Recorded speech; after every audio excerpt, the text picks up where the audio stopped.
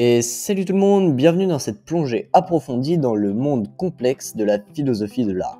Une quête qui nous mènera à travers les siècles à la rencontre des grandes idées et des débats infinis sur la beauté, l'esthétique et le rôle de l'artiste dans la société.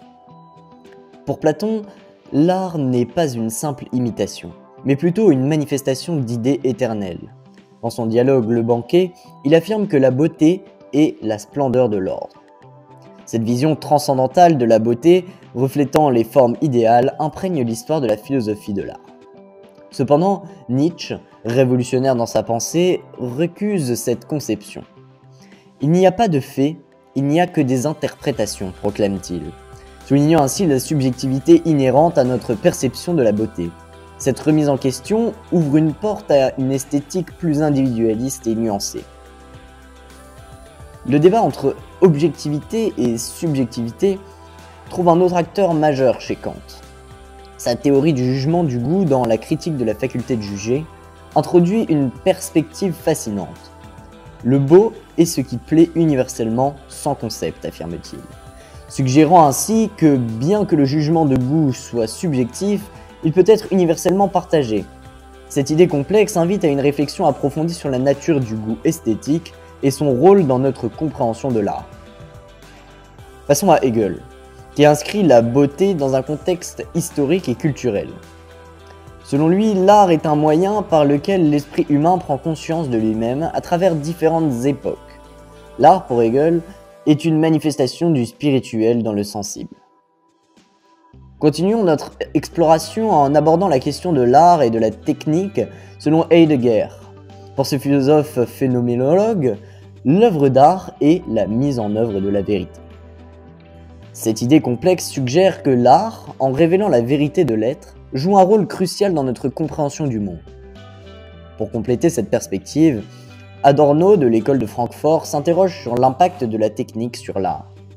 Son concept de culture de masse soulève des préoccupations profondes sur la standardisation de l'art dans la société moderne, soulignant le défi de préserver l'authenticité artistique face à la mécanisation.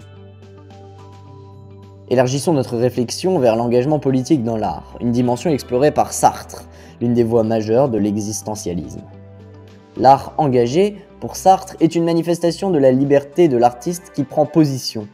Cette idée suscite des questions cruciales sur la responsabilité sociale de l'artiste et sur le pouvoir transformateur de l'art dans la société. A contrario, la vision de Baudelaire s'oppose à l'idée de l'art engagé. Selon lui, l'art doit être pur et détaché des préoccupations politiques. Cette vision, appelée l'art pour l'art, met l'accent sur la beauté intrinsèque de l'œuvre, sans engagement extérieur. Concluons notre exploration philosophique sur l'art en abordant l'intersection entre l'art et la société contemporaine. Camus, dans L'homme révolté, déclare que l'art doit s'imposer, sinon il n'est rien. Cette idée renforce le rôle de l'artiste en tant que provocateur et agent de changement.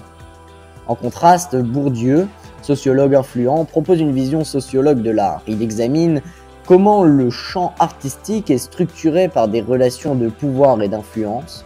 Selon Bourdieu, les goûts artistiques sont façonnés par la classe sociale, soulignant ainsi les dimensions sociologiques de la production artistique et de la consommation culturelle.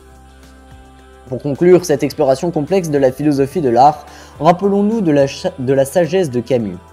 L'art doit s'imposer, sinon il n'est rien. Les différentes perspectives des philosophes nous offrent des lentilles variées pour comprendre l'art dans toute sa richesse, sa complexité et son importance. N'oublions pas que l'art en tant que miroir de la condition humaine continue de nous inviter à réfléchir, à ressentir et à remettre en question notre perception du monde qui nous entoure.